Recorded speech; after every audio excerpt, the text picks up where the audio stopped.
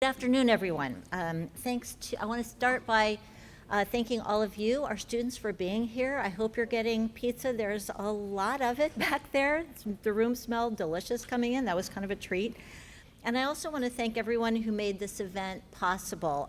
Provost Serio, our Divisional Dean for Social Sciences, Andrea Woody, Lance Kistler, who's the Director of Marketing and Communication for the College of Arts and Sciences, Greta Essig, our Manager of Special Projects and Initiatives in Arts and Sciences, and some of my fellow deans, Dean Anand Day from the iSchool, Dean Tamara Lawson from the Law School, and Dean Jody Sanford from the Evans School for their collaboration on this series. It's been really, really great to have that kind of cross-university collaboration on an issue that's of so much importance to all of us. So I'm very grateful to have them as my colleagues and to have our provost support for this. And again, I want to thank all of you for being here today. Like many of you in this room, I have never taken voting for granted. I listened to my immigrant grandparents recall studying for their naturalization tests so they could become US citizens and thus have the right to vote. In school, I learned about people who fought and lost their lives for the right to vote. I eagerly anticipated the first election in which I would reach the age of eligibility and myself be allowed to vote in a presidential election. It was 1980, and Ronald Reagan defeated Jimmy Carter. When my daughter was very young, just a couple of years old, I held her hand as we went together up the steps and into the lobby of the church in my neighborhood that was our polling place in Oakland, California, where I lived then. And it seemed right to me that voting should take place in a sanctified environment because it's such a sacred thing. And I brought her with me as I stepped behind the small curtain of the voting booth so she could look up and watch me as I filled out my ballot. She couldn't have been more than, I think, 2 or 3 years old. She was really tiny, she's kind of way down here. But I remember her looking up at me very, very intently, in the way that very small children sometimes do when their parents are explaining stuff to them that they really don't know or care much about, but they can tell it matters in some way, right? You probably have memories like this yourself. It mattered in some ways. She could tell I was trying to tell her something important. As I explained what I was doing and its importance in the simplest possible terms, because I wanted desperately to imprint on her, as indelibly as my pen made the mark on the ballot, the importance of this act in which I was engaging at that moment, and I wanted her to understand that it was of such singular importance to democracies, that it is one of the cornerstones of our freedoms. I'm not sure, but I like to think some of that stuck. Because by 2000, when she was 10 years old, and I won't go through her whole life with you, she's 34 now, but when she was 10 years old, I sat with her, our hands clasped in anticipation, me with a good deal more anxiety than her 10-year-old self understood or noticed, as we watched election returns together. She was eager then to see the results of this exciting nationwide contest she'd been hearing so much about and learning about at school, to see whether Al Gore or George W. Bush would win. Alas, it was the year of hanging chads. Look it up if you don't know. And the election, much to her great disappointment, after having been permitted to stay awake for hours past her normal bedtime, would not be called for many days to come. But by then she was hooked, and there were some important lessons to be learned even there about the messiness of democracy, and yet again, it's the sanctity of this process and the trust that we can have in it, even when things go a little fuzzy. By 2008, she was an undergraduate at UC Berkeley, old enough to campaign and to vote for Barack Obama, who was her candidate. I'll never forget the joy in her voice. She called me when I was walking back from a neighbor's home where we had watched election night returns, and I heard in her voice the joy that so many felt that night when his history-making victory was announced. The thrill of the win, obviously present in her voice, but it was more than that.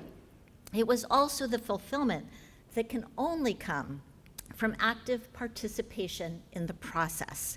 That's what I was hearing, and that's what was resonant in her voice that night, along with the hope that had been so much more than just a slogan for so many in the Obama campaign. I'm proud to say that my daughter has remained an active, engaged, well-informed citizen. I like to think it was because of that hand-holding trip up the steps of the polling place when she was so tiny. But whether any of what I've recounted is similar to your own experience or not, we can recognize together that this is a decisive moment in our history. There have been others. I share these personal reflections with you not because they are extraordinary. They are not. They are absolutely not. Many of you will have similar memories of going voting with your parents. Rather, I recount them to remind us that elections are among other things, milestones in the lives of nations and their people. We remember where we voted, where and with whom we watched election returns, how we felt as ballots were tallied and decisions rendered that would decide the fates of millions, for moments, for election cycles, or for decades, but increasingly in ways that may be irreversible as our planet, again, among other things, hangs in the balance. I can't say that there has never been a more important election, nor that there has never been one in which voting has mattered as much.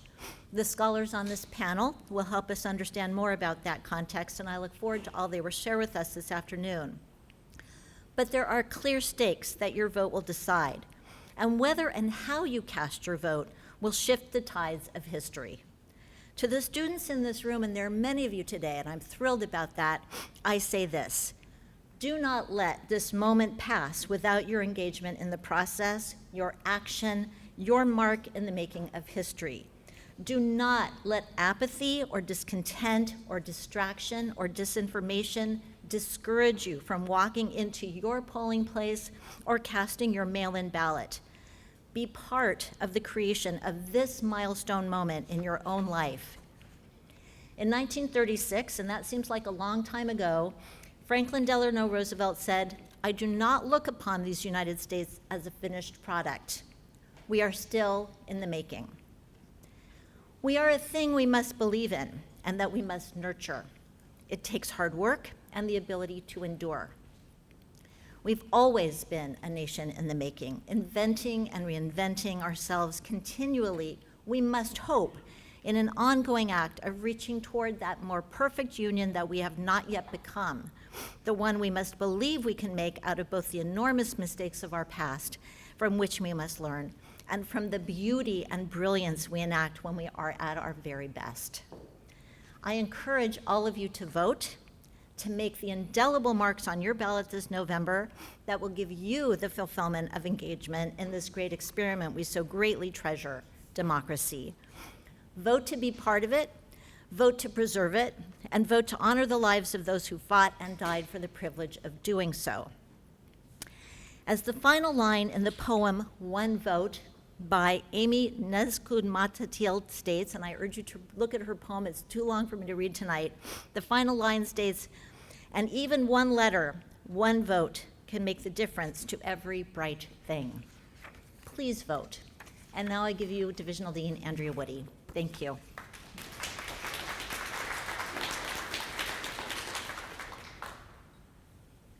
Thank you, Diane. So I want to welcome you all to the third session in the Democracy in Focus series. If you've attended earlier sessions, welcome back. And if this is your first, we're really glad that you're joining us.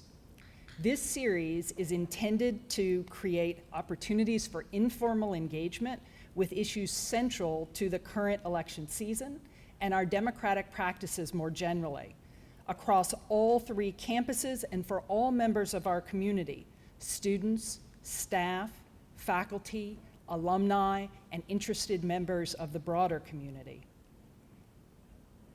This event aims to be a conversation, not a presentation, with everyone participating.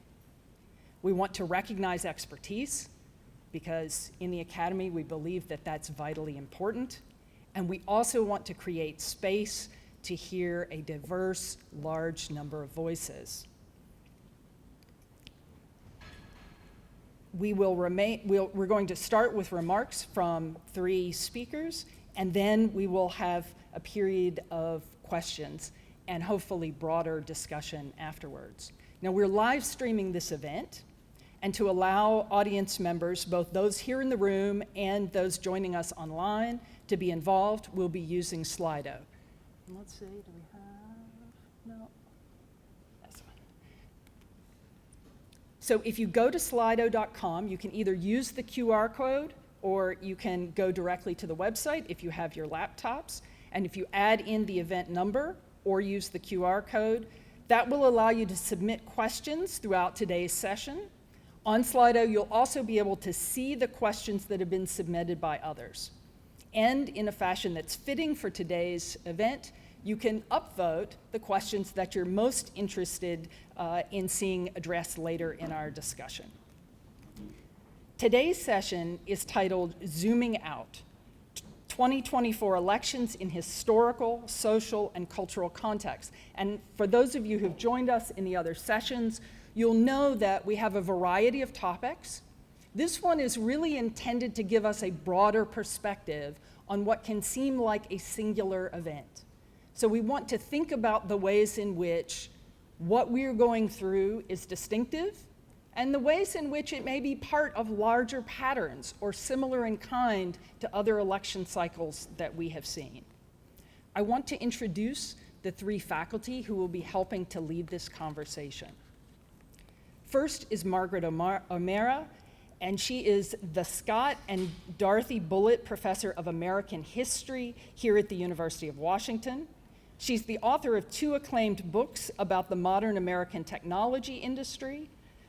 The first one called The Code, Silicon Valley and the Remaking of America, and the second, Cities of Knowledge, Cold War Science and the Search for the Next Silicon Valley. Professor O'Meara is also a historian of the American presidency, and that's why she's with us here today. She teaches a terrific course on the topic, and she's author of Pivotal Tuesdays, 4 Elections That Shaped the 20th Century. She's also a co-author of the widely used U.S. history college textbook, The American Pageant, which maybe some of you are aware of. Professor O'Meara's writings have appeared in the New York Times, the Washington Post, Wired, among other outlets.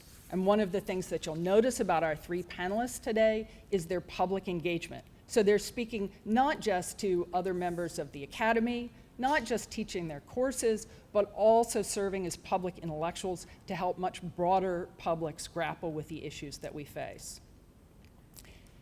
I'll also, one final point that is probably interesting to students who may not know, Professor O'Meara served in the Clinton administration, working on economic and social policy in the White House and in the US Department of Health and Human Services. Our second speaker is Professor Jessica Beyer, who is an assistant teaching professor in the Henry M. Jackson School of International Studies here at the University of Washington and a lead of the Jackson School's cybersecurity initiative. Dr. Beyer's research focuses on online communities and politics, disinformation and misinformation, and cybersecurity issues. Professor Beyer is the author of the book Expect Us, Online Communities and Political Mobilization, published through the Oxford University Press Digital Politics series. Dr. Beyer's work's been funded with grants from the National Science Foundation, the Carnegie Corporation of New York, and the UW's Population Health Initiative, among others. Her courses in the Jackson School include cybersecurity in international studies and international cybercrime. Our third speaker is Professor Daniel Bessner, and he is the Anne H.H. and Kenneth B. Pyle Associate Professor in American Foreign Policy in the Jackson School. He's an intellectual historian and journalist who regularly engages in public scholarship. Professor Bessner's recent cover story for Harper's Magazine on the political economy of the entertainment industry was one of the most read in the history of the magazine's website. Professor Bessner is also the co-host of the Foreign Affairs podcast, American Prestige, which is produced in partnership with The Nation. He has appeared on several national television shows, including HBO's Real Time with Bill Maher, and CNN's Smirkonish, and NPR's Fresh Air. Professor Bessner served as a foreign policy advisor to Bernie Sanders' presidential campaign, and in 2024, for unclear reasons, the Russian government sanctioned him. So all I can say is we've got a great panel for you, and I will turn things over now to Professor O'Meara.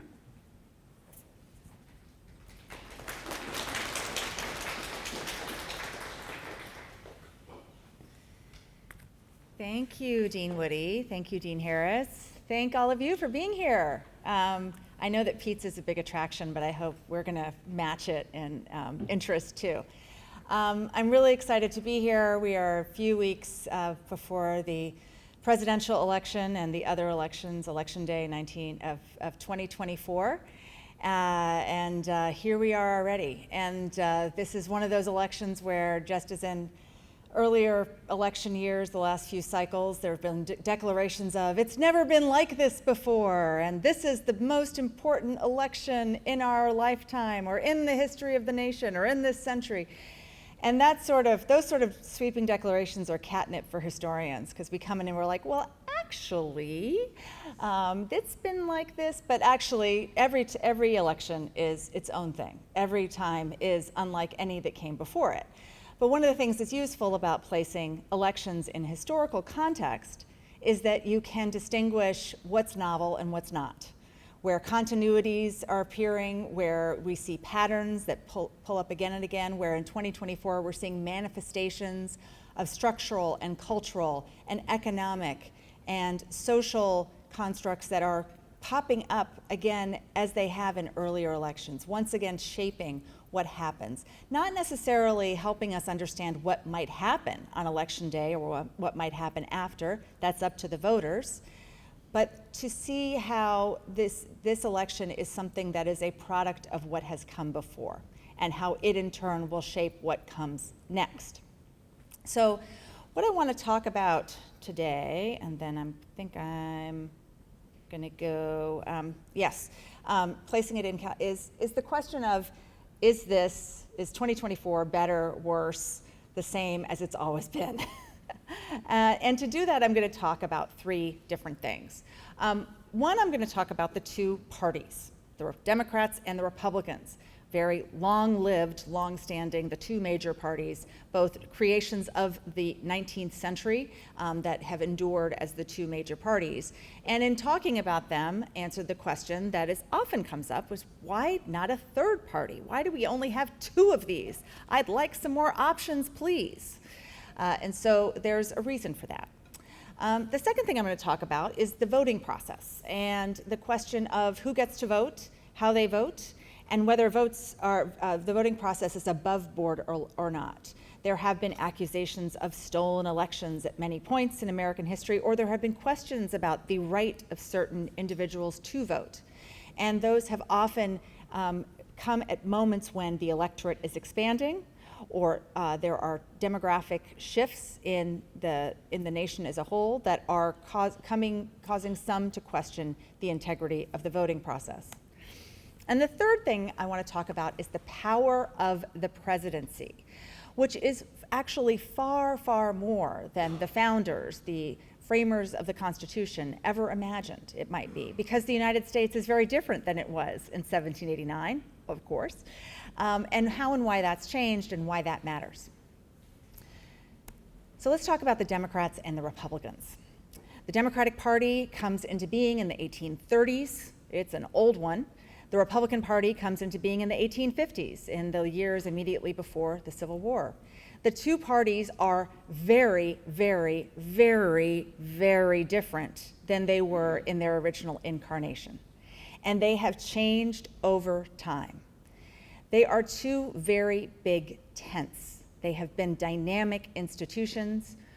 A Democrat of the 1830s or the 1870s or the 1920s or even the 1960s is not the same as a Democrat of today. And in fact, the one thing that the through line across all those periods is that both for the Democrats and the Republicans, no two Democrats and no two Republicans are alike. There are many, many different coalitions and interests that are under these two big tents.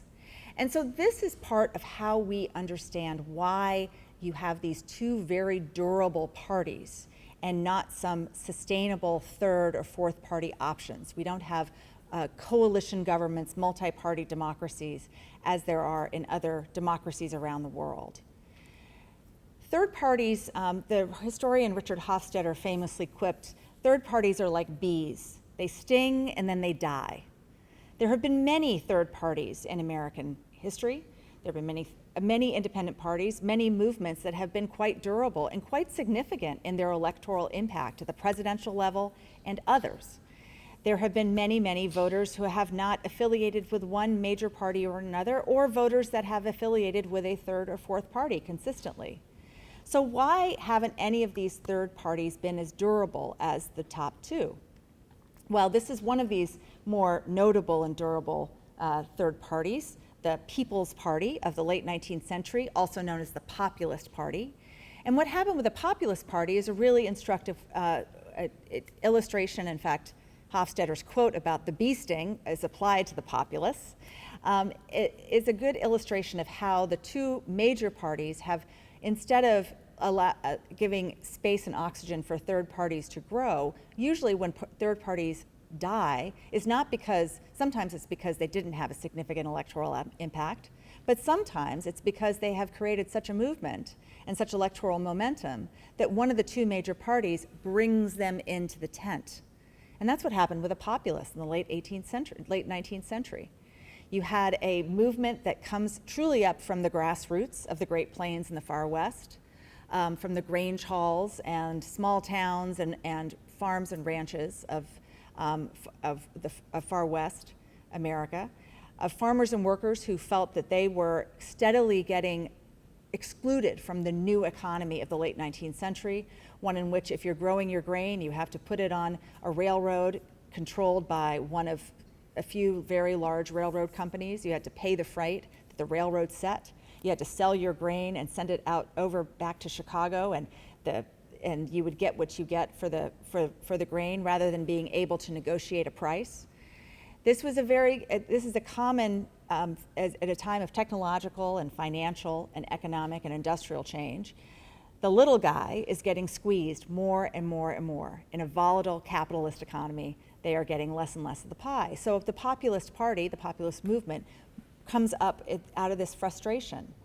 And after several electoral cycles when the Populist Party is putting up its own candidates for office, including the presidency, the Democratic Party brings in many of the populist talking points and interests and in fact nominates a nominee, William Jennings Bryan, several times, the guy never wins, but to represent those populist interests, including a major plank which was to move from the gold standard to a silver standard. You might have heard or might have read in one of your history classes in high school or earlier the Cross of Gold speech of William Jennings Bryan, in which he says, "We will not die on a cross of gold." The gold standard was one in which it was seen to be an inherently unfair monetary system. We didn't switch, but and Bryan didn't win, but it did make the Democratic Party of that era more populist in its representation and bring some of these constituencies in. The same thing happens only a few years later with a progressive party whose standard bearer in 1912 was a former president, Theodore Roosevelt, a Republican, who after attempting to run again after he'd left the White House for the Republican nomination, failing to get it, ran as an independent, head of the Progressive Party. This is not a picture from 1912, it's from the year before, but it's when Teddy Roosevelt came here and wowed the crowd. Apparently several people fainted from excitement, but I think it might have been heat exhaustion, but anyway. But he knew how to draw a crowd, and he was quite the attraction. The right to vote is another thing that's right front and center. The question of election integrity, of who gets to vote, of how you can be allowed, who has the privilege of voting, and how easy it is to vote. And this is something that's also has changed over time. The beginning of the American Republic, the only people who could vote were white men who owned property. And let me tell you, that was a very, very, very small percentage of the population. There were also a lot of constitutional checks on mass democracy, because the worry was, with the state of communications and transportation in the late 18th century, early 19th century, it would not only take a very long time to get information about candidates to voters, and information about who voted which way back to Washington, but also people might not be very well informed. And they might need something like, I don't know, an electoral college. It's just kind of a check to make sure that no charlatan got elected by the people. As the franchise expanded to gradually, let me tell you, it went to white men who didn't own property. That was the next step. But as it starts to expand in the early 19th century, in this wonderful painting from 1851, a famous painting, the county election, which is depicting a typical voting day in a small American town and a practice that was very common up until the middle part of the 19th century, which was voting by voice vote. There was no secret ballot. You were voting aloud. So you had to, there's some peer pressure on how you were voting. You were doing it in front of all of your peers. But as the franchise grew, more and more questions were raised by people who were worried about the hoi polloi actually getting a say in who was going to be elected, that questioning the integrity of the voting process itself, accusing the big city machine politicians of rigging elections. They rigged quite a few, but not as many as they were accused of. Worry about immigrants or immigrants' children, new sort of more Catholic Americans, Jewish Americans, newer Americans, Americans who seemed less American than the people who were already here. There were questions thrown about the integrity of their vote. I have to include this, that my students who are in my presidency class are getting to see some of the same images they're seeing this week in lecture. So if you're in here too, you're getting a double-double.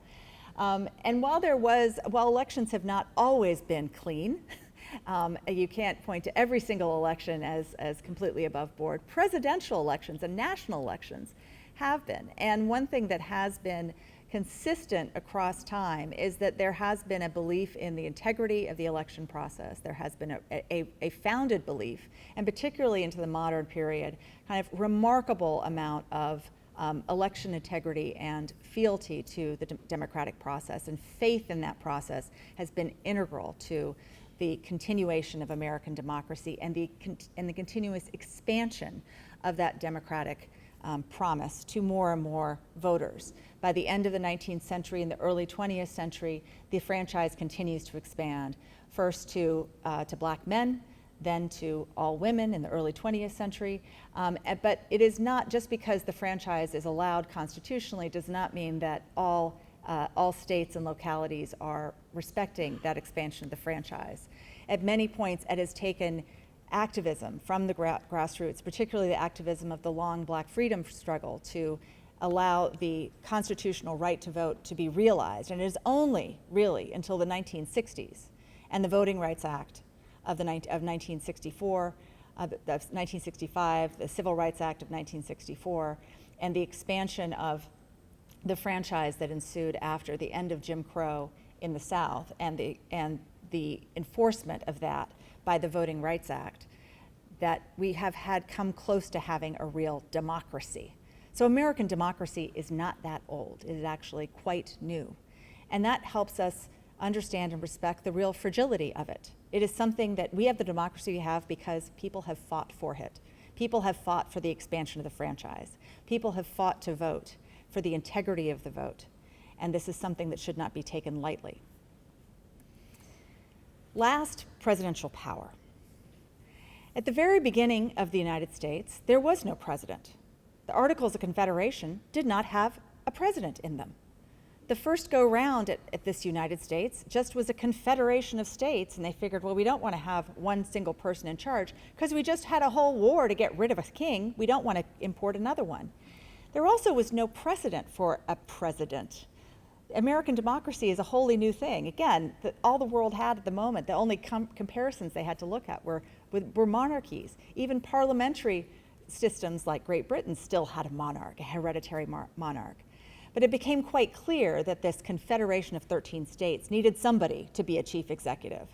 So their reluctance to have a president was mitigated by the fact that they had George Washington around, someone who was universally loved, respected, and saw himself as above the factional fray. This is before there were actual parties, but there were plenty of factions, and anyone who's seen the musical Hamilton can understand some of the enmity that flowed between the different founding fathers and others. So I love this depiction. This is a classic depiction of George Washington. This is actually a lithograph from the 19th century, long after the Constitutional Convention, over which George Washington presided. But he looks like he is being blessed by a ray from heaven, which is really how most 19th century depictions of George Washington were. He was a pretty significant model to live up to. And whenever anyone seemed to deviate from this model of impartial, of a Mr. President, not His Royal Highness, no pretensions to grandeur or power grabs, they were accused of being trying to be a king. This is a cartoon from 1832 of Andrew Jackson, who was mocked as having monarchical aspirations. King Andrew I, who was seizing too much power. He was acting like a monarch, not like a president. Now, the presidency of Andrew Jackson and the presidency of the 19th century is a very, very different animal than the one of the 20th century and the 21st. There's a reason that sometimes it's hard to remember all of the 19th century presidents in order. Would anyone like to stand up and recite them? I cannot. And that is because it was not as powerful a job. It was something that, in fact, what was more important was the parties themselves. They would kind of choose the president. There wasn't a primary system, really, in action until the 20th century, and there weren't really binding primaries until the late 20th century. That in the 19th century, Congress and the parties were effectively wielding more power. Not that presidents were insignificant. They were it mattered who was president, but it was a very, very different job. The United States was not a military superpower that it became in the 20th and 21st centuries. It was not an industrial superpower in the 19th century. It was not an imperial power, an overseas power in the way that it became in the 20th and 21st centuries. So the job of the chief executive, of the commander-in-chief, was very, very different. It really changes by the time you get to the middle part of the 20th century, and especially after the Second World War and the US taking center stage in global affairs, becoming not just a superpower, but an atomic superpower, a superpower with the most powerful military in the world. The job of president becomes the most important job in the world. This is why the election of the American president is of such significance, not just to Americans, but to people all over the globe. It matters. It matters in a way that heads of state of other nations don't matter as much to Americans, although they're not insignificant. It is the most important job in the world, and is one that far exceeds what the founders imagined. But even though it's the most important job in the world, it's still Mr. President, or Ms. President, as we might have soon. The most important job in the world is one that is given to somebody after the voters go to the polls. So no matter how powerful the office might be, no matter how imperfect our democracy might be, and don't get me started on the Electoral College, my friends, but here we are. Voting matters. It is weighty. We do not have a monarch. We have someone who is voted in or voted out. We have a moment where Americans go to the polls and cast their ballot and make their voice heard. And as a consequence, some person, some ordinary person, who may come from a very humble background, who might be very unexpected, ends up in this place with extraordinary power. So take your vote seriously. Even though we're not in a swing state, there are a heck of a lot of important races you're going to be voting for in Washington, and many of you are not from the state of Washington and might be voting absentee somewhere else. Take it seriously and be grateful that you have that privilege. Thanks.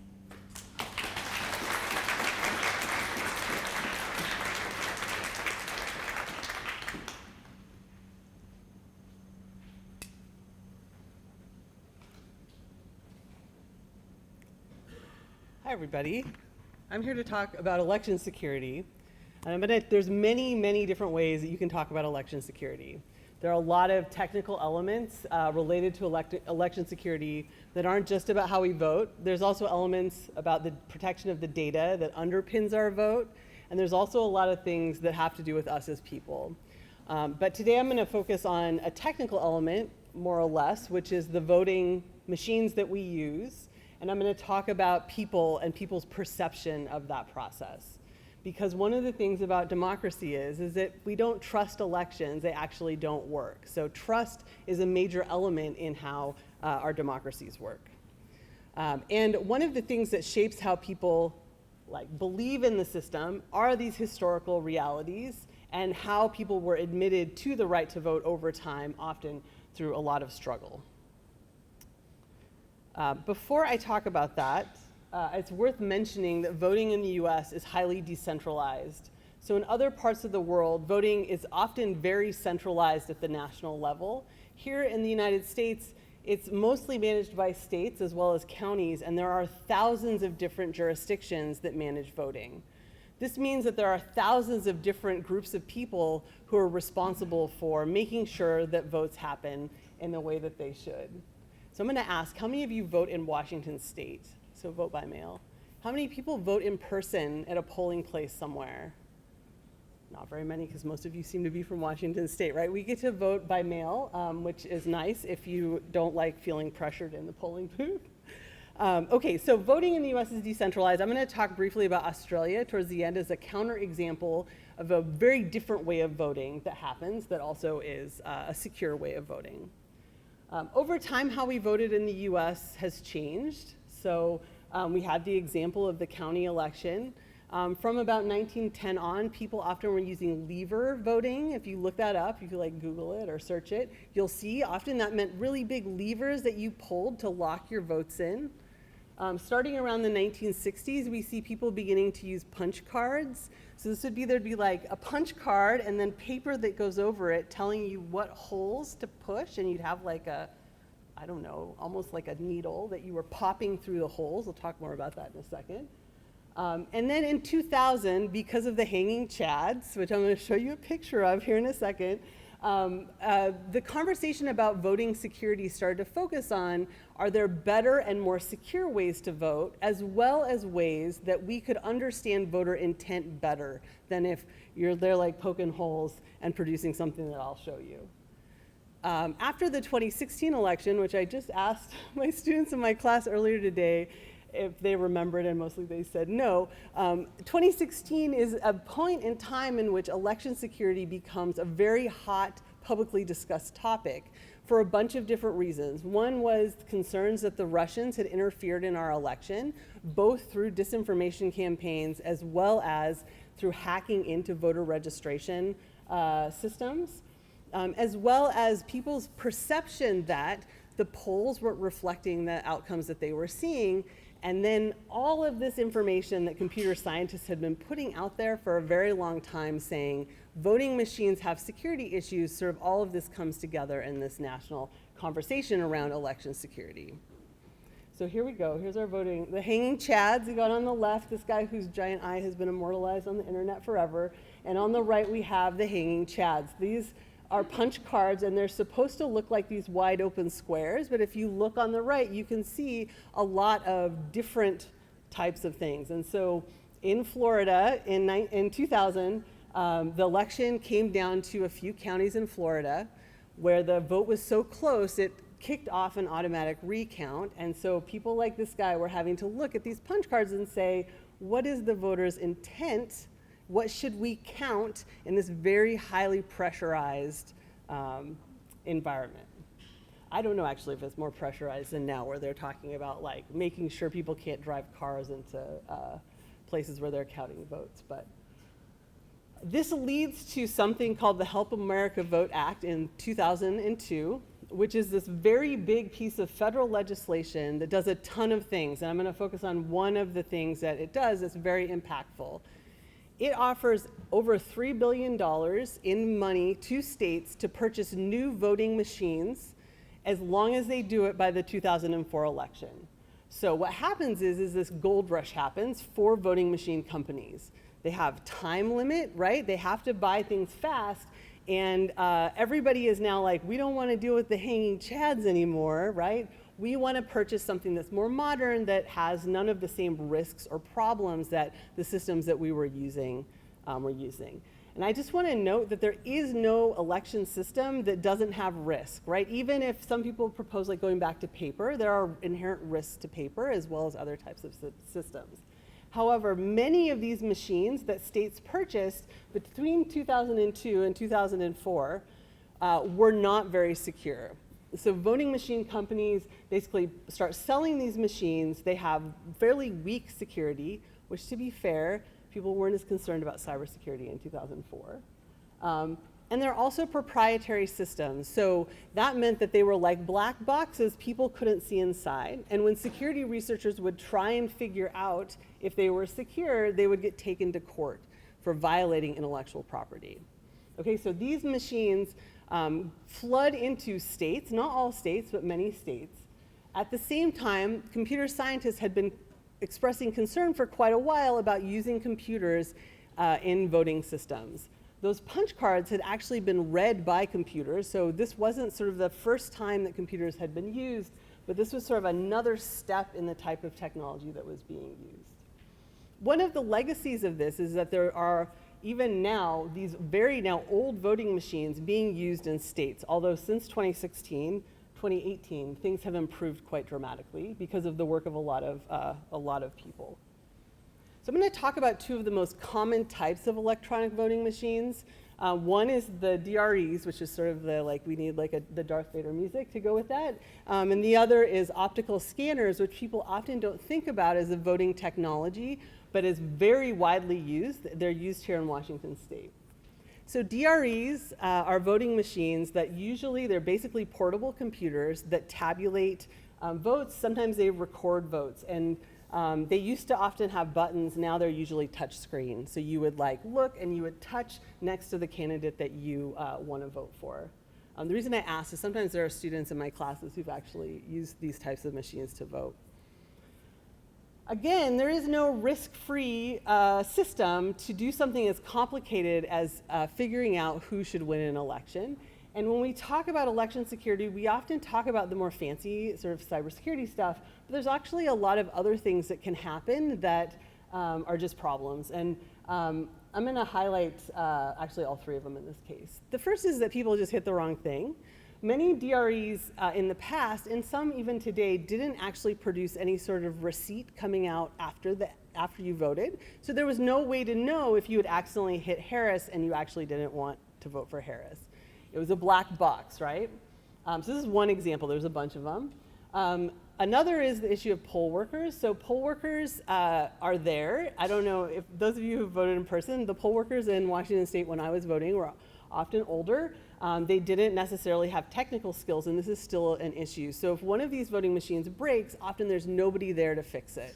If it does something weird, nobody there to fix it. Some jurisdictions have people you can call and they'll come in. Others don't. Some train a specific poll worker at every place to maybe problem solve. But voting machines often don't have any support there on election day, which means if they start to break, it can be hard even to get enough people through the door to vote. And then the last thing, a very famous issue with DREs that are touchscreen is that they'll actually register your vote incorrectly. And if there's no printout, right, there's no paper trail, then there's no way for you to know that you've actually voted for someone you didn't want to. Now here's the more fancy like cybersecurity stuff, right? There's also a bunch of issues that have been well documented with DREs in general. After 2016, there was this sort of frenzy of people doing these analyses of these machines, sometimes at security conferences and other places, and there was a bunch of issues that were highlighted. I'm just going to highlight 4 of them here. So a lot of these old machines actually weren't going through any sort of security checks. There was nobody checking or updating any security on them if they had any. The second thing is that there are many kinds that actually can be opened, and you can take parts out and put parts in, which means that you could sort of go through and change how they functioned, right? Change how they were recording votes. Before you start your spy novel based on that, that's actually hard to do at scale, right? Because you'd have to touch each machine to be able to do it. Some types of machines have software installed on them that allow for remote access. That means someone somewhere else can actually access the machine. And some machines connect to the internet to transmit information, which is always a cybersecurity risk. Okay, so these are DREs. We've seen changes in the way DREs function a little bit since 2016. A lot of the older machines have been gotten rid of. The other voting technology I wanted to talk about today with you are optical scanners, which people often don't think about when they think about electronic voting machines. Optical scanners are basically, if you all are still taking bubble sheet exams, they get run through machines that scan them, right? Optical scanner is the same thing. Those of you who vote in Washington State, your ballot will go through an optical scanner. Back when I voted in person, after the punch cards, we actually had bubble sheets that we ran through the optical scanners. There's a lot of problems that, again, like any system that optical scanners have. I'm just going to highlight basically one here, and that's voter errors, because if you look it up online, there's a lot of funny examples of how people do this wrong. And one of my favorites is people will fill in every bubble but one, and then people have to be like, is that one the one they really want, or is this some sort of performance art, like whatever, okay. But the other errors are just like human and machine errors, like a printer, right? Same thing. Optical scanners, people don't talk about like we talk about DREs, but because they're computers, they have some security issues as well. So that means that they can be accessed. And one of the particular issues about optical scanners that is the same actually with paper ballots is how data is transferred. So if you're scanning at a precinct, how is that data going to make it to a central location? Someone's going to have to carry something, or that information is going to have to be transmitted via the internet, and that introduces security issues. And this is a map from the election lab at MIT where you can see from 1980, it's 1980 and 2016, the dash is misleading. In 1980, right, you can see punch cards, right, being widely used, and then paper being widely used, and then mixed, and mixed would be some sort of scanner, right? Versus 2016, where you can see that concentration of DREs, right, that comes from 2002, as well as scanning, which would be optical scanners, also something that may have been purchased using the Help America Vote Act funds. So we see a lot of big changes in election security after 2016.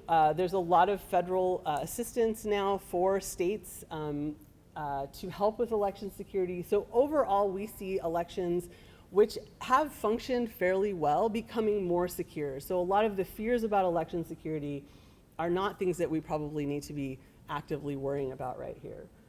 But there are two big things, if you're thinking or asking questions about election security, that you might think about if you're looking at an election, if you're voting somewhere, if you're talking to someone about voting. And that is the use of a paper trail and the use of audits. So paper trails are one of the biggest and simplest thing you can do to make an election more secure. And essentially what you're doing is you're giving people the ability to know how they voted. This is particularly important if they're using DREs. And as well, you're producing some sort of artifact that can be used to do a recount if a recount is necessary.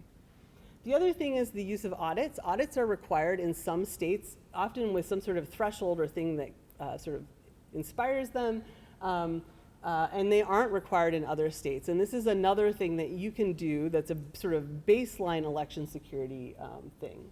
And usually audits ask questions like, were the votes counted properly? Were the protocols followed on election day that we put in place and expected to follow? And then the question of, are machines working? This seems really basic, but a protocol that has had to be put in place is to ask, like, are the touch screens registering votes properly or not? So in my classes, I like to use Australia as a counter example to the United States for a bunch of reasons. The first is that voting is mandatory in Australia. So if you don't vote, you get fined. And because of that, the parties in Australia have to appeal not to fringes, but more to the middle. And so I always ask my students, you can talk amongst yourselves if you think that that would work here in the United States. So that's the first thing. The second thing is that in Australia, voting is managed nationally, and so it is done the same way across the entire country. And that means that if you're on vacation, you can walk into a precinct and vote absentee. You don't have to vote in at your local precinct. People vote with golf pencils. They vote in pencil. So they have no issues with selection security. No one's going in and erasing people's votes. Ballots are counted at the poll, and then they're counted, those are tabulated, and then it's taken to a central location, and then they're accounted again, and all of this is done by hand. And this is because transfer of data in election is a major security issue, whether you're electronically transferring or doing it on paper. In Australia, their election security concerns tend to be focused around the issue of disinformation and hacking of officials or campaigns. Campaigns have tended to be a real election security issue. Okay, so that's a little bit about the security of systems, right? So these systems that we use to vote. I want to talk very briefly about the issue of perception. So a big part of election security is actually perception. Elections are messy. Voting is messy. It's a human process. Sometimes I say in class, it's like you have a pot of water that's full and you have to walk down there. You're going to slosh some water out. There's no way for there not to be some problem that happens. Those types of problems, in combination with lack of trust in the system, are very easy to exploit by partisan actors, by externals, or foreign actors. So that said, there are a lot of good reasons that people don't trust processes here in the United States. Many of them are related to the history of oppression and also voter suppression. So we talk about this history of people gaining access to the right to vote. The most recent group was 18-year-olds, right? There are real reasons why people might not trust processes. So that perception is this real trick, right? On the one hand, we need to trust. On the other hand, we need to also keep in mind, that things need to be as secure as possible. And it's a real trick, right, to figure out where those lines land. I always have to say something about voter fraud. Voter fraud is very rare. Okay, so these stories about voter fraud are stories that people tell tied to these questions often about who has access to vote. All right, so these are my summing up, 2 points, right? First, every voting system has risks, and you should be able to think about and articulate those risks. There's no perfect system, there's no perfect policy. If you can think of one, please email me, because I'll use it as an example in one of my classes, okay? There isn't any perfect system. But at the same time we have these risks, right? We have this something that we have to believe in for it to work, and it's something really important, right? Democracy is really important.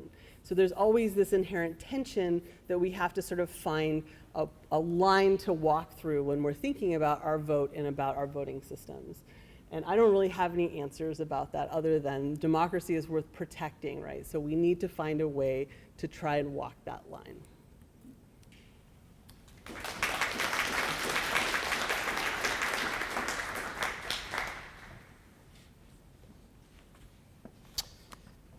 Thank you. And thank you, everyone, for coming. And I'd like to begin by also thanking my colleagues for such stimulating remarks and for Dean Woody for inviting me to do this. It provided me with a, I hope, useful opportunity to get down some thoughts. So what I think I can bring to this panel that will complement what my colleagues have discussed concerns the potential foreign policies of the two administrations that might take power in January 2025. Above all, in this talk, and there's the Slido. Above all, in this talk, I'd like to suggest that whoever wins the election in November, the foreign policy of the United States will remain relatively stable and coherent, basically the same, if perhaps different in particulars. Specifically, regardless of who wins, both potential administrations are likely to be committed to maintaining the grand strategy of U.S. primacy that has dominated American foreign relations since the early 1940s. In effect, since World War II and the period immediately following it, the United States has implemented a grand strategy that the historian Stephen Wertheim has fittingly termed armed primacy. As the strategy has been embraced by every president since 1945, I'm fairly certain that it'll be embraced by both Kamala Harris and Donald Trump, if in slightly different ways. So what is primacy? Simply put, the grand strategy of primacy to which both major political parties, the Democrats and Republicans, as Margaret talked about, we don't have a third party, really, adhere. It says the following: human flourishing, international order, and the future of liberal democratic capitalism itself depend on the United States being the world's predominant military and economic power. As such, the United States must maintain its expansive system of military bases, we have about 750 right now in total, and must spend an enormous amount on its military. The 2024 military budget is about $883 billion, which is more than the next 9 countries combined. It's my opinion that Harris and Trump will both continue this commitment to primacy. This isn't to say, of course, that Harris and Trump are the same. Each will likely defend their commitment to primacy in different ways. On one hand, Harris will probably embrace the principles of so-called liberal internationalism. More on those in a moment.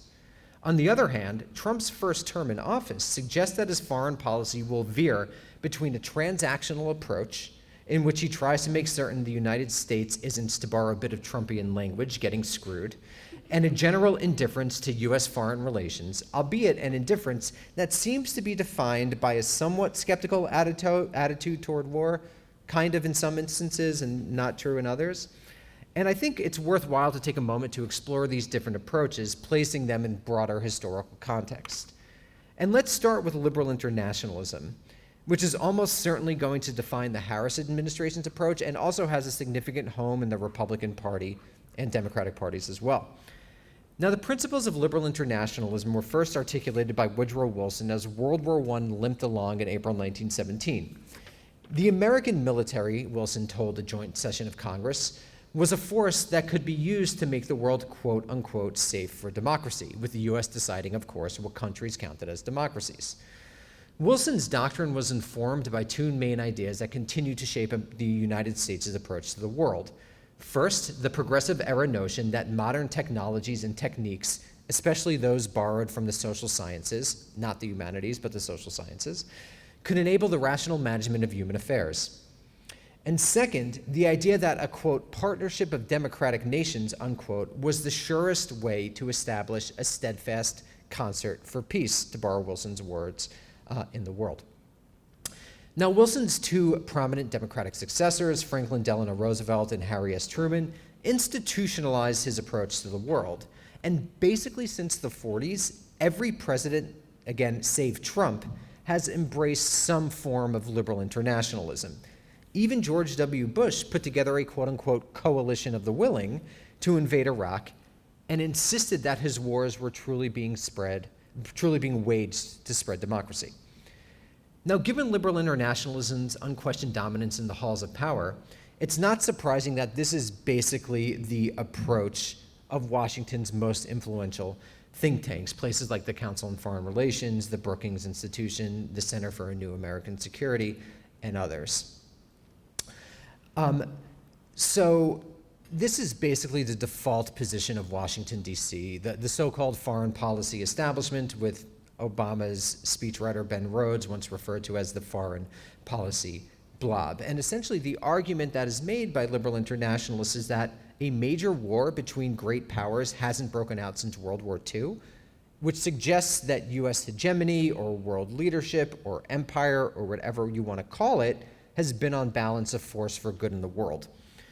But this isn't to say that liberal internationalists are simply living in the past. They appreciate that today, unlike during World War II or even the Cold War, most countries actually agree on the rules of the game. Neither China nor even Iran or Venezuela reject the Western international order in the way that Nazi Germany or the Soviet Union did.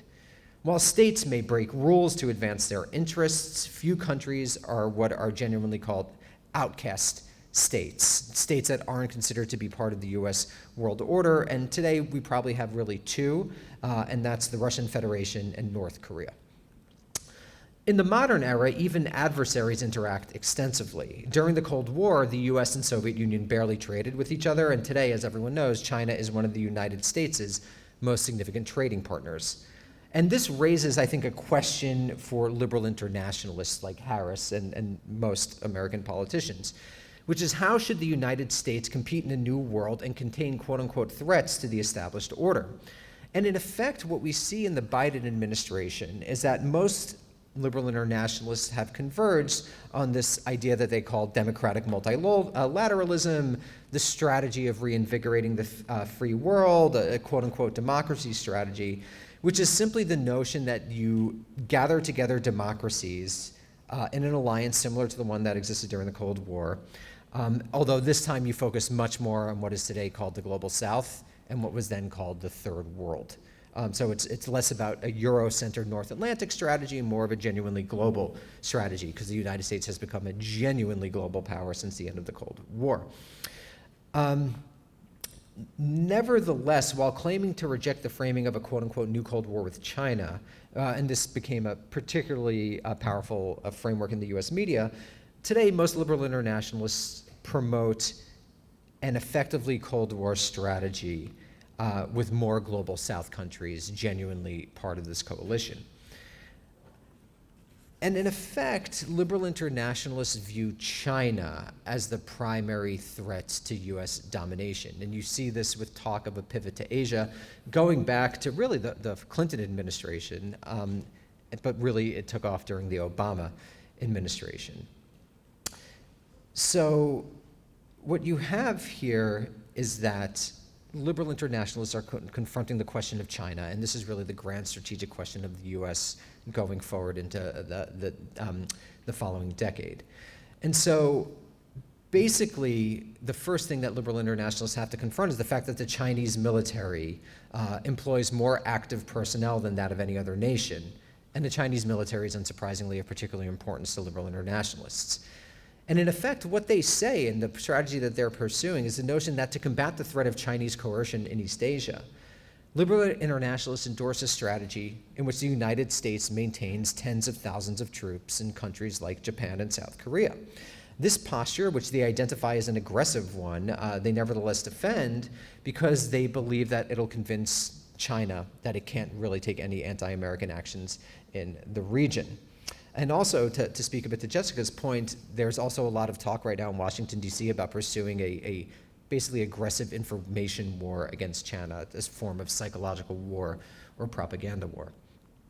But the economy presents much more of a problem to liberal internationalists because they're bedeviled by the question of and whether of how much to confront China, which is, as I discussed, the US's one of the US's largest trading partners. On one hand, they worry that China is going to be able to use its power to force other countries to abide by its own wishes. On the other, they believe that free market capitalism and free exchange is crucial to the United States' position in the world. So in effect, what you have people in the Biden administration and likely in the Harris administration doing is recommending a policy in which the United States pressures China economically, but within the bounds of international rules, norms, and laws. And what they hope to do here is basically thread the needle between confronting China and dealing with the fact that they need it for the United States' economy. In effect, they want to have it both ways. So last year, though, has presented a bit of a problem to the liberal internationalist campaign, and it's come under significant strain, in effect, as the result of US support for Israel's war in Gaza, and in particular, Israel's incursions into Lebanon and Iran. Because this has the problem of turning the global south against the United States. And you see this in the fact that more than 250 human rights groups, for example, have called on all countries to stop transferring arms to Israel. And these aren't fringe groups. It's like Amnesty International and Save the Children. So this presents a problem for liberal internationalism in an age where the grand strategy is to bring the global south more into the coalition than it was during the Cold War. So this is a big problem that the Harris administration is going to have confront, particularly as Israel's war in Gaza, the war against Hamas, continues. And it doesn't look like it has a solution to that. And I think it's going to really much depend on the effect to which the upper Midwest doesn't vote for the Democratic Party.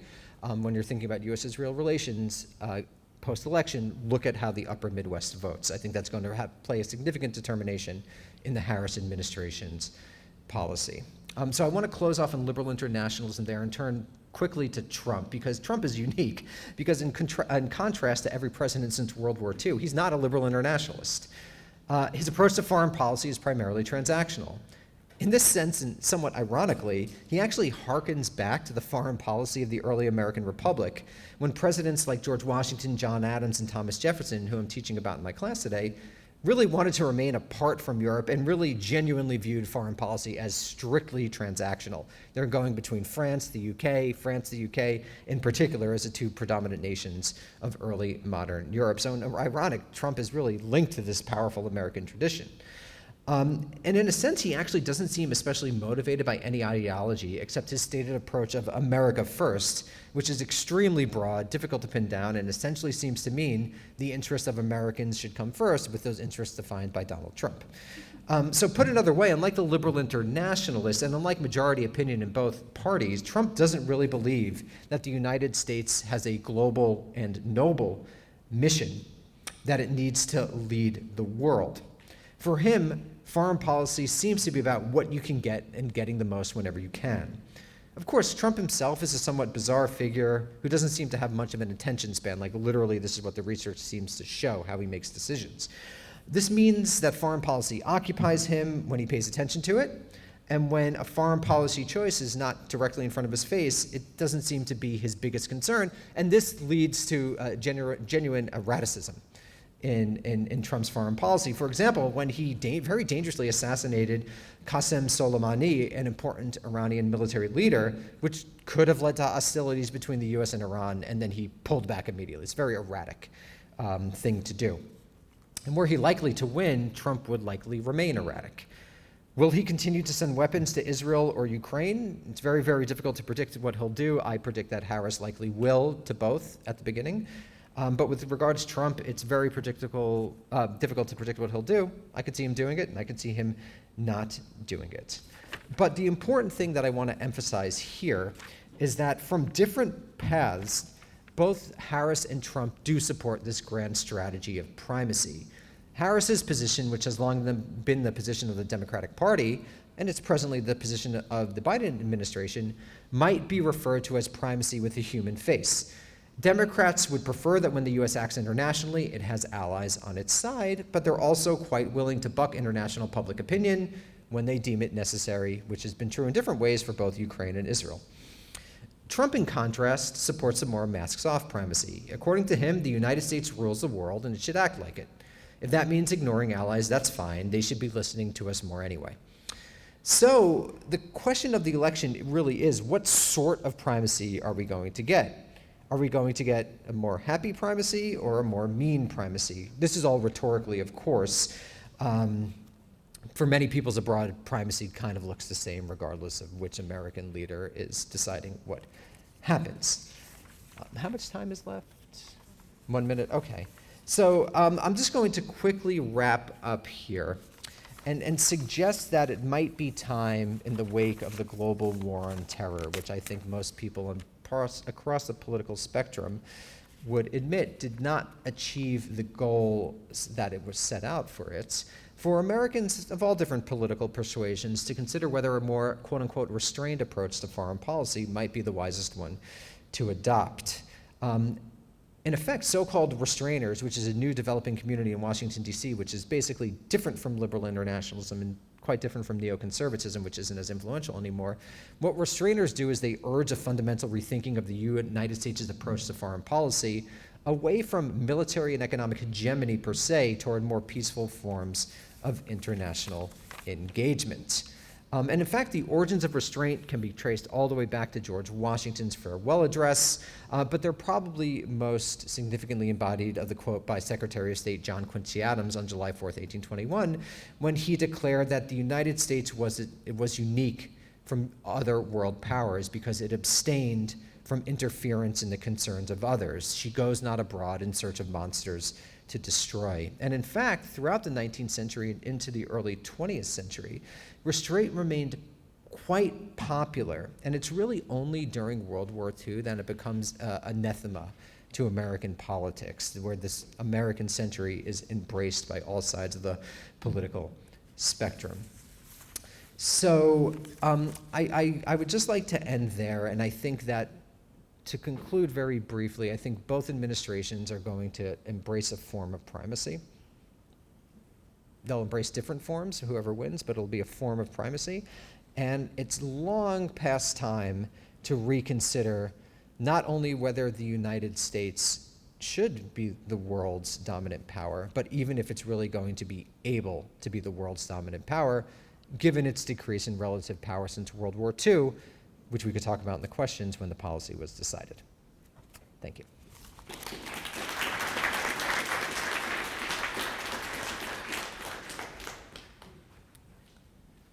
Let's have our three speakers now come and take a seat, and I'm going to work through Slido to ask some of your questions. So if you haven't had a chance already, please pull up the questions. Vote, that will help us. We've got a nice set of questions, but it would be nice to know which you're most interested in us discussing in the time that we have left. So I'll start us with the first one. Combining his willingness to give up on Ukraine and Taiwan with his love of Orban and Netanyahu, isn't Trump more committed to an illiberal internationalism? Hello, can everyone hear me? Yeah, it's a good question. I think that if you look at the history of U.S. foreign policy since 1945 under both Democratic and Republican administrations, there's plenty of liberalism to go around. From the Korean War to the Vietnam War to the wars in Central America to the dozens of times the United States has attempted to covertly overthrow regimes, to the fact that the historian Paul Thomas Chamberlain in his book The Cold War's Killing Field suggested that in U.S. Participated Cold War conflicts between 20 and 25 million people died. I think it's just an unfortunate reality that world order is an inherently illiberal project, regardless who's doing it. And for people who want to read more about this, there's a very interesting book by a man named Patrick Porter. It's called The False Promise of Liberal Order. Basically, you can't be a just hegemon or a liberal hegemon. The power relationships necessitated by world hegemony are inherently illiberal. I'll move us to the next question, which the speaker says, I often hear the word unprecedented in the media. Is it fair to say that anything in the 2024 election cycle has truly been unprecedented? If anything in this cycle has been unprecedented. Well, I think we are, coming, I think 2024 is happening after 2020 and 2021. And the conditions under which this election is being, we have what's unprecedented is we have a former president who is, well, we've only had one time a former president who's come back to run again, and that was Grover Cleveland. But Grover Cleveland didn't contest the results of the election before that. So I think there's kind of questions being raised about the democratic process and the integrity of democracy on both sides, sort of defending it and questioning it, that make this different. I think that we've had very chaotic information environments throughout, at many moments throughout American history. Now is not the only time. There has been a great deal of information and disinformation. But this and the last few election cycles have been notable in the scope and the scale and the speed of information, so much so that part of the misinformation problem is the sheer volume of information, the number of outlets, the difficulty in getting news in its, getting the real story or questioning what the real story is. When you're, watching essentially getting the essence of a presidential debate via TikTok, and presidential debates are what they are in the first place, it is very difficult to kind of properly contextualize and understand. So there are, on the one hand, we see some similar patterns. We see, dirty campaigning has been a feature of campaigning since the first contested presidential election in 1800. That's not new. But the particular dynamics of this election, just like any, are standalone. So we've got a follow-up that is very quickly climbing on Slido. And here it is. If nothing's unprecedented, if hegemony perseveres, how can we sell young voters on the value of voting? I don't want to be a cynic, but clearly the intention is, it makes it hard. Fair. Very fair. And there is, but again, there is history can be a downer, but also you can see these moments in which things change slowly, and they change all at once, and that voting is consequential, and the stakes become higher when it is as contested as it is right now, when it is this narrow. I think there are things functionally that are, they're continuity. We see patterns that are continuous. But in terms of what the outcome might be, it does matter who's elected president. In the 2000 election, in the run-up to the 2000 election, the two major parties represented for the Republicans, George W. Bush, and Democrats, Vice President Al Gore, one of the critiques, particularly among young people, was these guys are kind of the same. I don't know the difference. And that was, in some cases, drew people to third-party candidates like Ralph Nader, the Green Party candidate that year, who was a central figure in the hanging chads in Palm Beach County. And really, the presidencies of George W. Bush and the would-be presidency of Al Gore would have been quite different, because as was not anticipated in 2000, what happens in September 2001 is that it completely upends all of the things that that election the year before had been running on, that had been mostly a domestic policy-focused election, and made it about something entirely new, and pushed foreign policy to the fore. The so-called war on terror begins, and the Bush administration's response to that is quite different than what the Gore administration, counterfactual histories are difficult to predict. Who knows? I'm not saying that Gore would have been dovish, but it probably wouldn't have played out in exactly the same way it did. So it does matter. And I think no matter, as long as we can say, oh gosh, it's been this dysfunctional, or oh gosh, the electoral college, or this, that, and the other, why should I vote? It really matters who is president and what they do. And it's upon us to look very closely at what they're saying and what they're promising. And I know it's really difficult in this information environment to truly understand and get beyond the hype. So my field is cybersecurity, where it's only bad news. Things are just getting worse. So I always try, though, to think about what might we hold on to that's optimistic. And I guess I would say, I'm having lived through the 2000 election, we're talking millions of people dying, right, as a result of foreign policy choices that were made. That if we give up to cynicism, then actually we have given up, and we've sort of given that field over to people who might make choices that we don't like, but also might make choices that are really damaging. And so it's really important to try and maintain a lack of cynicism, I think, even in the face of a lot of difficult sort of realities. I'll just be quick. I think that focusing on voting is very crucial, particularly as an entry point to expand notions of democracy to include both important processes like voting and ritual procedures like certifying an election, but also to include notions of cultural democracy or economic democracy or social democracy. To expand what we mean by democracy and to get there at first through the promotion of voting.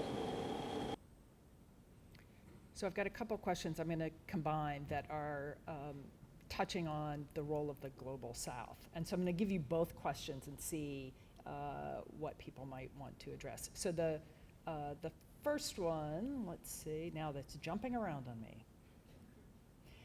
The first one is, how has the Belt and Road Initiative worsened American relations with the Global South and in a sense weakened the global value of the American elections? And then the second is, can you speculate to possible consequences of the Global South turning against the US due to its continued military support of Israel? So they're both foreign policy questions. So I'll start just with the Belt and Road Initiative. I personally, as someone who's been following this for a while, it doesn't seem to me that China has genuine designs on hegemony beyond regional hegemony in East Asia. So I don't think that is a particular threat to American global hegemony. It is a threat to American domination of, like I just said, East Asia, and I think that I didn't have time to talk about it, but I think that's almost an inevitable process, and I think it would be wise for whoever wins this election to think what American policy in Asia will look like over the next 15, 20 years as America's relative decline, particularly in terms of its portion of the GDP, probably will continue apace as Americans become less and less interested in the project of global hegemony as World War II recedes further into the into the past, and the initial justification for it goes away. So I think it hasn't been that important ultimately to U.S. global power. And just to quickly take the question about the global side, it remains to be seen. I mean, the United States is really the global hegemon, and it's extraordinarily powerful, and it is able to ignore international public opinion for a long time. And I think it has with various international legal regimes. And that will likely continue into the foreseeable future. If there is a genuine structural challenge, which I don't see presently coming from the BRIC countries or other powerful nations of the global south, it might have to rethink things, but I still think U.S. leadership and global power is here to stay for the foreseeable future in a serious way. So I'm going to move us along since we have so many great questions. And again, I'm going to plop down 2 questions at a time, given that that we're getting close to the end. The first one is, when were observers from each party brought into the vote counting process? Was it all at the same time from a national level, or was it sporadic and more localized? And then the second question is the main reason why Australia's voting system works because they have a small population? There's only 26 million Australians. California has 39 million. So I'll answer the second question. I don't actually listen to the first question. I think the question of why a system works is a really complicated one. So we have examples of very big countries that have systems that work pretty well. We have small countries that also work well. The United States system does actually work pretty well.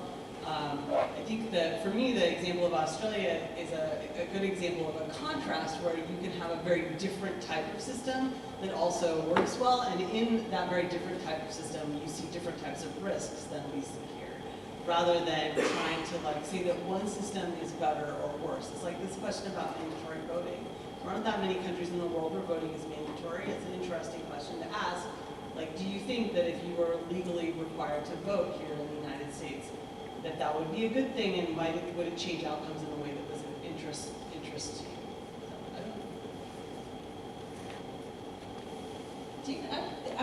Having party voting precincts are nonpartisan. I mean, having party observers as you pointed out, it's very localized. So every state and locality is different. If you go back to the Jim Crow South, I can tell you a lot about people watching the polls in order to prevent black people from voting at them, essentially. There has been presence of partisan actors or other actors there to coerce and deter voting. But the kind of having, this observation of vote counts is a new phenomenon. I say this with hesitation because that may be something that I'm just not aware of. No, I don't think so. And this is not the norm, my friends. So I think we are about at the end, but I do want to pick out something that I think comes to the fore in the discussions that we've had, which is the necessity of a certain level of trust in the community for our elections to work, right? For that process to work. And when you combine the incredible increase in misinformation and disinformation, right? The way we communicate with each other, right? And the fact that we often don't know the sources of our communication, we are in a much more precarious place to figure out how to trust the system. And I think one of the things that really resonated for me and I had never thought about before was the sense that there are always going to be some mistakes, there are always going to be some errors in the system. That's inevitable. If we're in a system where there's low trust, then when those errors become visible, as they surely will, right, it will trigger that distrust. And then, of course, what will happen is People will become unaccepting of what seem like the results, right? So that foundation of trust is really something that makes the whole system work.